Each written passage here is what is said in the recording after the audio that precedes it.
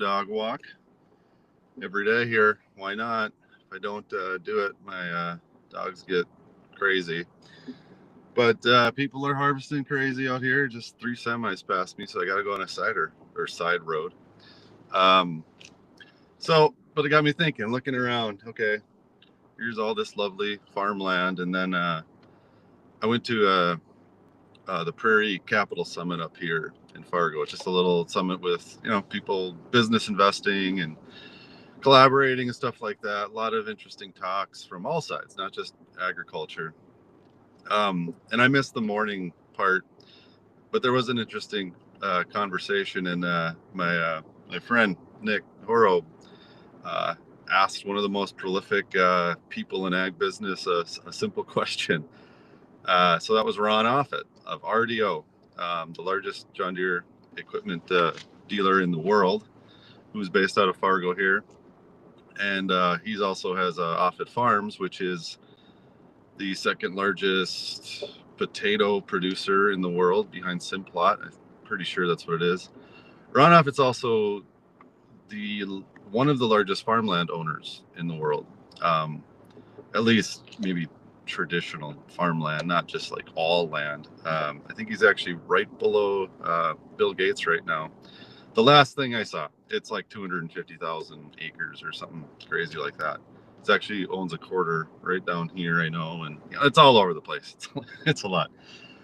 Anyways, Nick had a piece ground on this side lake, kind of like a nice little kind of hunting pond area thing. He wants to put a cabin on, and right next to it is one of the Offit Farms fields.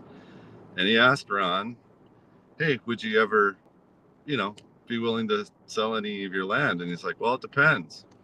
Is there?" He's like, "Some land is just off the table forever, no matter what."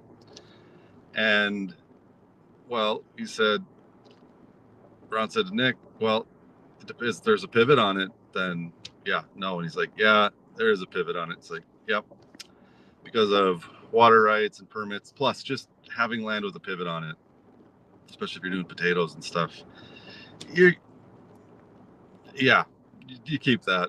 That's kind of one of those things. There is certain land that's off the tables." So that got me thinking.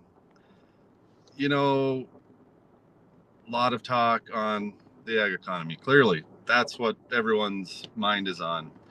And talking to some others, another colleague of mine that has some family land, Mark Moore in Illinois, and it's not that much. He doesn't farm it; they rent it out. But we got into the talk of the Corn Belt's probably going to get hit the hardest, the traditional, because of the prices, land rent, land costs. You only have two markets, stuff like that. So what's going to happen? And then from that conversation that Nick and Ron had, it's like, okay, there's people in those areas that have had land for 100+ years, generational. But when things get tough, and maybe someone passes on, a lot of people are going to pass on the next umpteen years in ag. Well, what happens? Are people going to be forced to sell it to big investors? And that's the talk. Everything I see on, like I said, I go on Reddit, and there's a lot of people against farmers, like, oh, they're going to get a bailout, or all these rich people are going to buy up all the farmland. That's why they want the farm economy to tank. It's just all this crap, and there's going to be the biggest land transfer ever happening in the next 20 years, maybe sooner, depending on where the ag economy goes. So it got me thinking, okay, you mix all these things together, what is the likelihood you're going to see? And my bet is, yeah, there's going to be a lot of farmland for sale to maybe save the farm.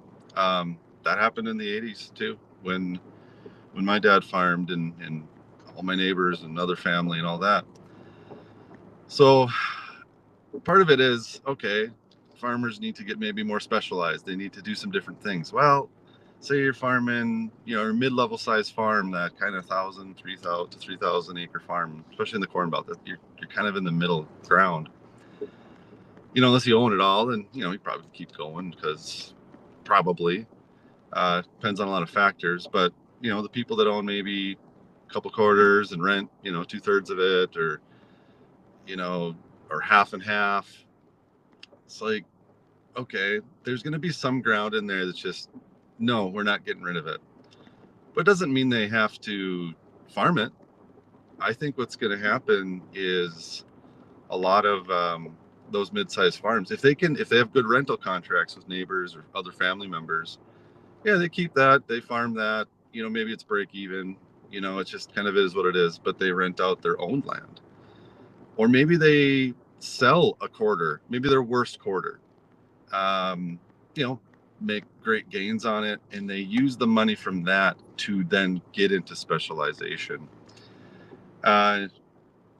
Or they take the land they own and they do something special with it, and they let go of the rental acres because, like, oh, I own, call it, someone might own, 600 acres. It's like, I can do anything I want on this. I can still make money. Maybe I got to find something that makes me $300 an acre every year instead of, break even or $50 an acre a year. And, to that conversation with, Nick and Ron, okay, that pivot ground, he's always going to make money on that. And maybe he can do even more with it. So he's not going to get rid of it. But some people are going to get rid of something, just not certain ground. They're going to reallocate what they have and what they farm. And maybe that's the way all the smaller farms can stay around. They have to just give away some of the risk. They have to pass on some of that risk to the much larger farms that can go efficiency and all that, and are going to be straight commodity, where they can kind of hone in, go a little smaller, stop chasing the rabbit of big ag production, and find something a little more niche. No, it's going to be hard. There's money involved, but as I said, maybe selling the worst quarter, getting some gain, taking off that, or maybe a lot, because you just don't need as much. They can use those profits to create a new kind of market. Maybe they're next to an urban center and can do some, I don't know, freaking pumpkin farm or something like that. I don't know. It's going to get interesting. The other side of it, and I know this one's going a little long today, but